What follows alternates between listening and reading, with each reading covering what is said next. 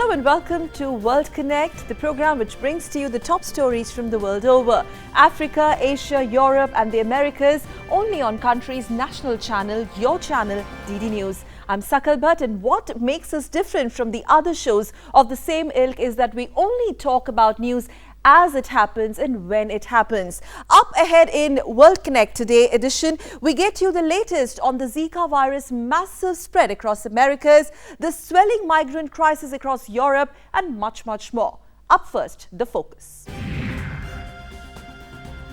Zika virus continues to engulf the Americas explosively. 3 million to 4 million cases predicted.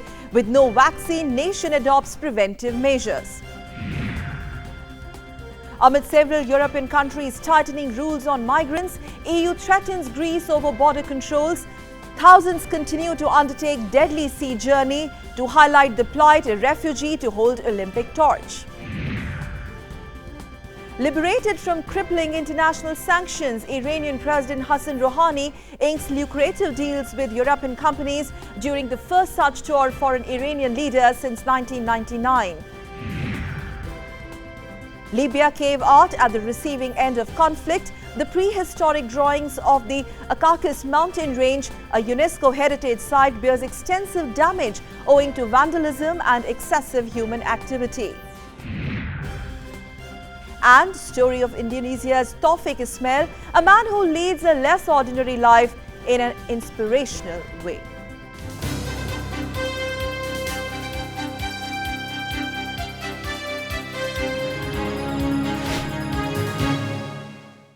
Our lead, Zika virus, a threat that continues to engulf the Americas. WHO is to convene an International Health Regulations Emergency Committee on Zika virus on 1st of Feb. With the mosquito-borne disease becoming a menace in the continent, here is what more is being done to tackle the threat. The explosive spread of Zika virus to new geographical areas with little population immunity is another cause for concern, especially given the possible link between infection during pregnancy and babies born with small heads. The warning seems to have come late, with an estimated 3 to 4 million people feared to be infected with the Zika virus. The situation in the American continent is quite grim. Spread by the same Aedes aegypti mosquito, which also carries dengue fever and yellow fever, the virus has spread to more than 20 countries in Latin America and the Caribbean since it was first detected in Brazil in May 2015. The situation is likely to deteriorate further as El Nino weather patterns are expected to increase mosquito populations. Argentina is the latest to join the list, with the country confirming its first case. The biggest threat from the virus is to the fetus. The virus is said to be a reason behind microcephaly, a severe brain abnormality in newborns. Most cases result in no symptoms, making it difficult to test for. And with no vaccines, prevention is the only cure. The World Health Body has set up an emergency team, and the team will meet on Monday to decide whether Zika should be treated as a global emergency. Last time an international emergency was declared was for the Ebola outbreak in West Africa. The 33-member community of Latin American and Caribbean states has agreed to launch cooperative actions to battle the outbreak. Fumigation process has already begun in most countries, and health workers are going door to door to spread awareness.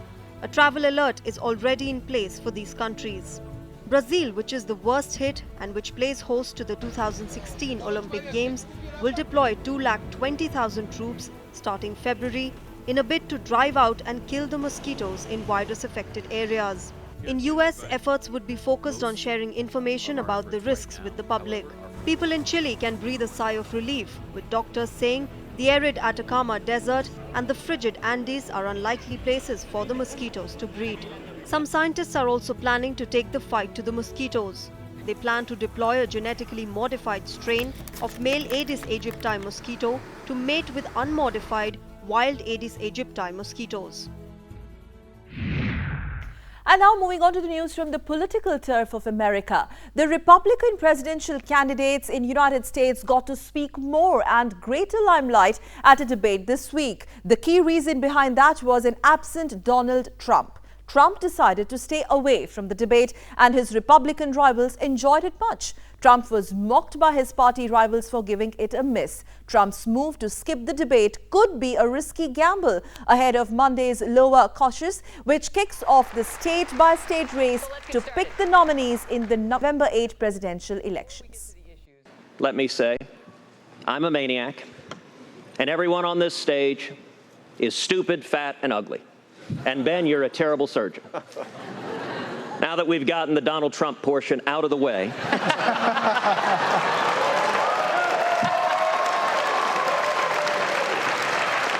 anti-establishment candidate. I kind of miss Donald Trump. He was a little teddy bear to me.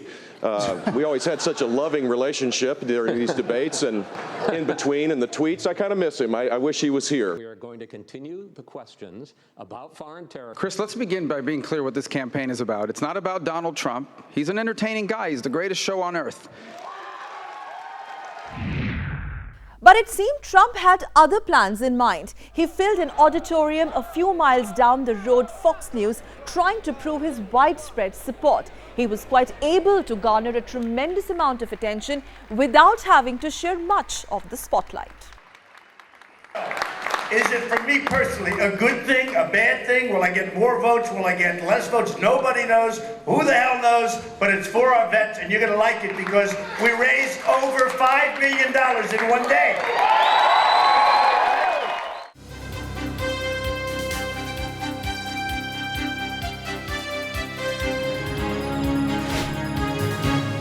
In Inside Asia, we get you the latest from the trouble-torn Syria. United Nations brokered Syria peace talks began as scheduled at Geneva's Palais des Nations on Friday. UN Special Envoy for Syria, Staffan de Mistura, started the talks, striving to broker a lasting solution to the ongoing Syrian crisis by meeting the Syrian government's 15-member delegation.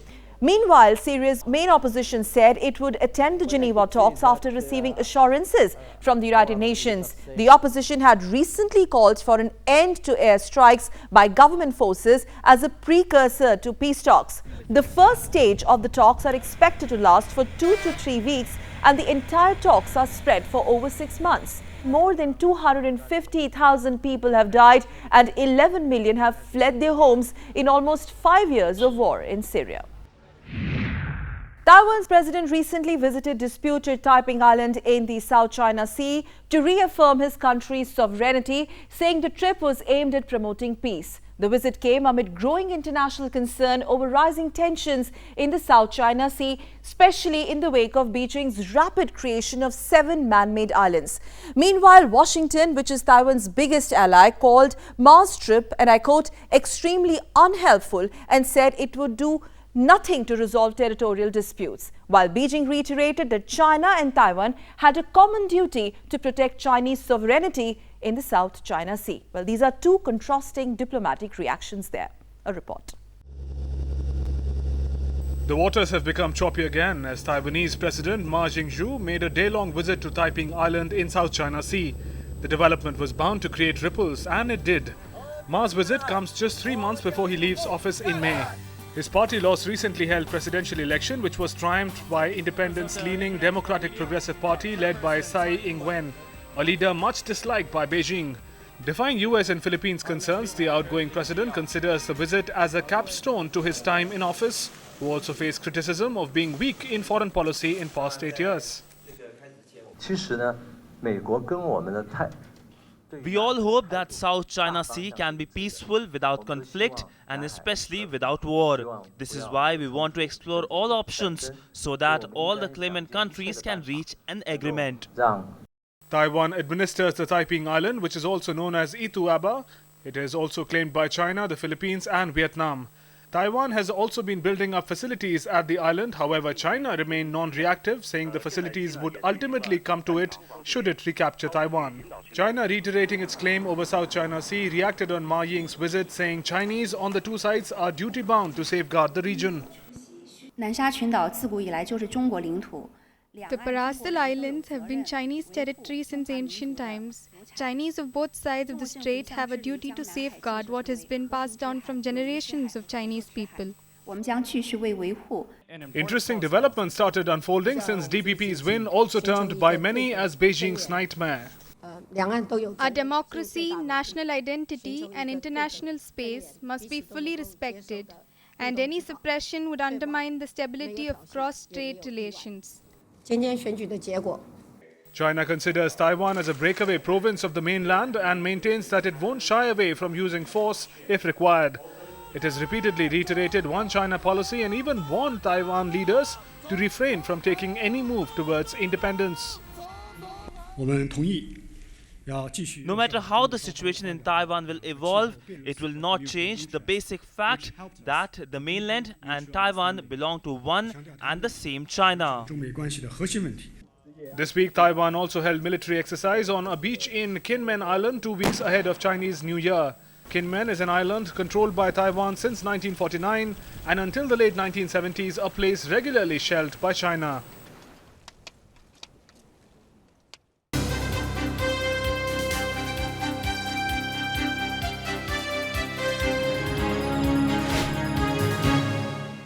Well, up first in Euro Essence, we talk about how the number of migrants and refugees continue to swell and the emanating crisis rapidly engulfing Europe. The Schengen Agreement on freedom of movement is in jeopardy, with several countries including Germany and Sweden reimposing border controls, spelling more trouble for migrants. Denmark's parliament passed measures recently aimed at deterring refugees from seeking asylum there, including confiscating valuables to pay for their stay, despite protests from international human rights organizations. A strong sense of hopelessness among the refugees has seeped in. I think it's a wrong law, and we don't accept this. We condemn it, and we protested today, and we are going to keep going protest against this new law because this doesn't work, and we want the Danish Parliament to think again. I think there's a general sense of hopelessness, because many refugees, they flee to Denmark and the West because they believe in human rights and democracy, and they believe that they will find it here. Meanwhile, the Swedish government has decided that some 80,000 asylum seekers will be deported. It is estimated that about 60,000 to 80,000 of the 1,63,000 people who sought asylum last year there would be expelled and either leave voluntarily or be forcibly deported. Migrants continue to arrive at the Greek-Macedonian border, hoping to carry on their journey towards Western Europe after the EU threatened to ban Greece from the Schengen zone. Exhausted migrants continue to wait at a camp near the Greek village of Idomeni. In harsh weather conditions, more than 1,000 people have taken shelter. The conditions and the situation are quite difficult due to the weather, basically. Although we have sun now, we have very low temperatures, below zero, during night. Apart from the camp, we have many people concentrated at the nearby gas stations.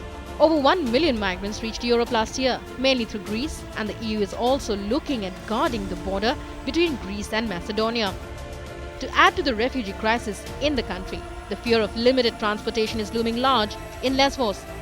One of the 3 major maritime transport companies in Greece suspended 2 passenger ships owing to its striking employees. Lesvos is expected to receive additional refugees and migrants. In addition, if the workers continue their strike, the camps will face further challenges in managing the fresh inflow of refugees. To contain the growing migrant crisis, the European Union has called on European countries to work together to tackle the crisis. Germany has unveiled plans to add Algeria, Morocco and Tunisia to its list of safe countries as it tries to curb growing numbers of migrants. Meanwhile, volunteers and Frontex workers on Thursday rescued around 96 migrants left stranded on an uninhabited Greek islet off the island of Chios as their boat collided on rocks near a beach on the island. Another boat sank off a Greek island on Wednesday, drowning at least 26 people. At least 80 people have died at sea in the past few days, making it the deadliest week in the Aegean since the migrant crisis began last spring.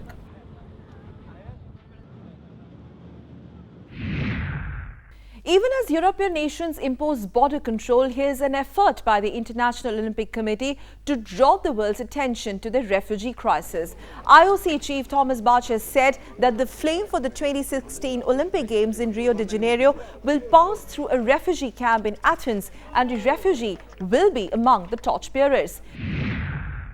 A diplomatic deal which was no less than a retail therapy. Liberated from crippling international sanctions, Iranian President Hassan Rouhani this week inked a flurry of lucrative deals with European companies during the first such tour for an Iranian leader since 1999. More on the Iranian president's shopping spree in Europe in this report. Iran began a new chapter in the diplomatic ties with Europe as President Hassan Rouhani visited France and Italy as his country breathed in some air of economic freedom. Rouhani's 5-day two-nation Europe visit followed an agreement between Iran and the West on the West Asian country's nuclear program. The deal led to lifting of Western sanctions on Iran this month. The visit to Italy and France is the first by an Iranian president in nearly 2 decades. The Iranian side made the maximum of the visit. It agreed on a number of major deals, including a €22 billion contract to buy 118 Airbus planes. French car maker Peugeot agreed on a joint venture in Iran worth €400 million. As the two counterparts held detailed talks, French President François Hollande said the new energy in ties will benefit both nations. The Iranian president was in Italy before landing in Paris. He held talks with Italian President Sergio Mattarella and Prime Minister Matteo Renzi. The two nations signed a battery of business deals aiming at boosting trade and ties. Rouhani's Europe visit assumes significance in many ways. Europe is desperate to do business with newly accessible and a big economy like Iran. With growing problems in destinations like Russia and China, Europe's economic struggles are growing, hence it is eyeing Iran. For Iran also, it's a grab now opportunity, as after lifting of sanctions, it will get access to jetliners and European cars, pharmaceuticals and metals and much more. The visit was also marked with protests as Iranian opposition members gathered in Paris for rally, while an activist from the International Women's Rights Movement hung from a bridge demanding more rights for women and improving human rights situation. Iranian president's visit also came with interesting tales. According to media reports, nude statues in Capitoline Museum were covered as a sign of respect to Rouhani. In France, Iranian diplomats had reportedly requested that no wine be served at Mr. Rouhani's lunch meeting with President Hollande. The French, hesitant to accept the request, postponed the meeting until after lunch. And here's what more is making it to the top stories from across the globe.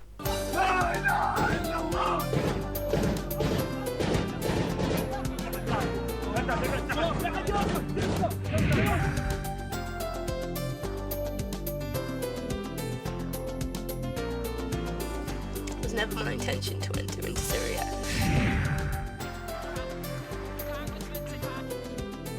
Obviously, it is election season. The press has been focused on. 我们看到现在矿工上来了。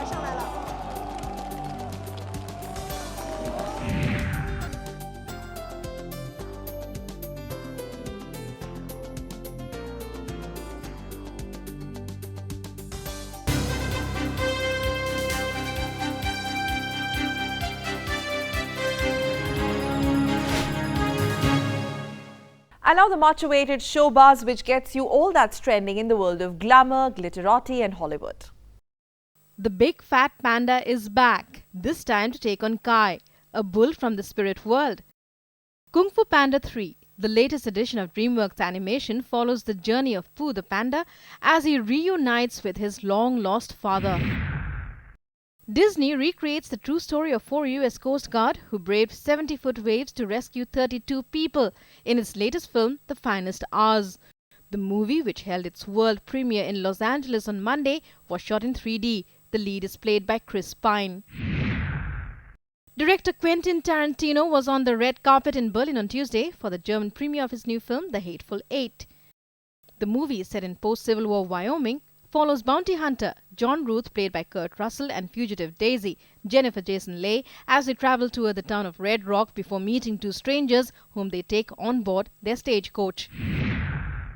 Zayn Malik released his debut single Pillow Talk on Friday under the name Zayn. The release comes nearly 10 months after he quit hugely popular boy band One Direction. The song, which was put out alongside a video, is the first of his upcoming debut album.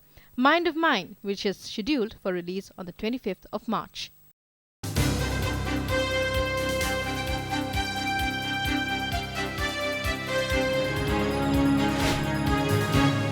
And now we take you to a Caucasus mountain range in Libya, a World Heritage Site that has thousands of cave paintings in varied styles. It is plagued by the constant threat of terrorist attacks in the region. For long, it has attracted tourists. They flock the Caucasus mountain range to get a closer look at the prehistoric drawings. The mountains, famous across the world for their cave art, also became a UNESCO World Heritage Site in 1985. Located in Libya on the borders of Tassili Niger in Algeria, the site contains thousands of cave paintings in very different styles, dating from 12,000 BC to AD 100. They reflect marked changes in the fauna and flora and also the different ways of lives of the populations that succeeded one another in this region of the Sahara. But as generations passed, the historic treasure has suffered much. Deliberate and destructive vandalism at these sites have cost its beauty to a large extent.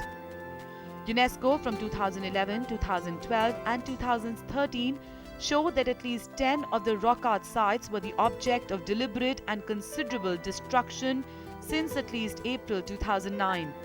Conflicts in the region since 2011 also led to increased destruction. During former ruler Muammar Gaddafi's regime until 2011, search for hidden petroleum also threatened and harmed the site badly. Use of seismic hammers to send shock waves underneath to locate oil deposits also left noticeable dangerous impact on the rocks. Increased human activities like tourist inflow also led to damage to the rock art. In the late 90s and early 2000s, these paintings were damaged by tourist groups and some tourist guides who were splashing water on them to bring out the colors for better souvenir photos. A family was living inside this cave 20 years ago or more. They didn't know how important the site was, so they would light fires, and this is what caused damage to these paintings.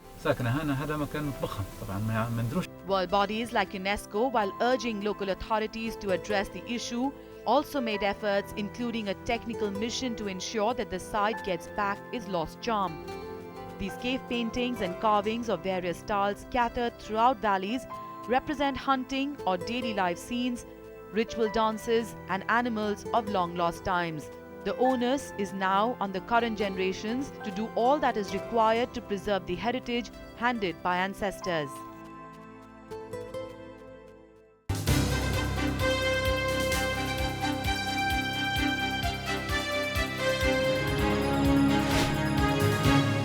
Well, in Human Touch, meet Indonesia's Taufik Ismail, a man who hasn't let his disability define his destiny. And helping him realize his dream is a special workshop again run by differently abled women. A story of a life less ordinary. Living with disability is never easy, especially when the world around you looks at the differently abled with pity and hardly ever makes an effort to include the person in the social setup. But then, there are some who don't let their impairment define what they are. They don't wait for the society to change, rather they strive to redefine the way society thinks about them. Indonesia's Taufik Ismail is one among these few. Once struggling to make ends meet, today Ismail and his wife Jumiati and their 9-year-old daughter are living a better life. Financially, we can say our life has become much better. In the past, we didn't have anything, and now we could have anything that we need. Also, we feel much confidence now. The modest income of about $200 that Ismail earns every month from his tailoring job has not only improved their living standards but has brought the family a lot of pride. Other than financial benefit, I feel satisfied. This is not only about earning money, but also work satisfaction.